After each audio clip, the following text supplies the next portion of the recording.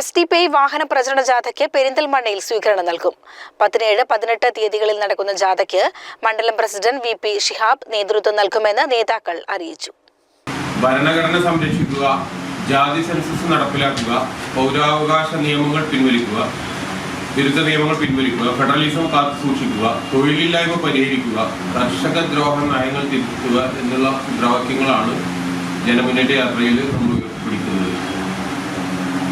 ഇത് നമുക്കറിയാലോ, ഇപ്പോൾ ഒരു കർഷക സമരം മുന്നോട്ട് പോയിക്കൊണ്ടിരിക്കുന്ന ഒരു സാഹചര്യത്തിൽ ഒട്ടനവധി സഞ്ജയ് പട്ടിനെ പോലുള്ള അവിടുന്ന് ഇങ്ങോട്ട് തുടങ്ങിയിട്ടുള്ള ഒരുപാട് രാഷ്ട്രീയ തടവുകാർ ജയിലുകളിൽ കിടക്കുന്ന ഒരു സമയത്ത്, അതുപോലെ തന്നെ 53% യുവാക്കൾ തൊഴിലില്ലായ്മ കൊണ്ട് ബുദ്ധിമുട്ടുന്ന ഒരു സാഹചര്യത്തിൽ ആണ് സോഷ്യൽ ഡെമോക്രാറ്റിക് പാർട്ടി ഓഫ് ഇന്ത്യയുടെ കേരള ഘടകം ഇങ്ങനത്തെ ഒരു യാത്ര നിശ്ചയിച്ചിട്ടുള്ളത്.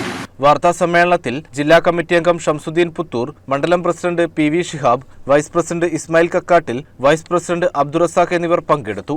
CCN പെരിന്തൽമണ്ണ.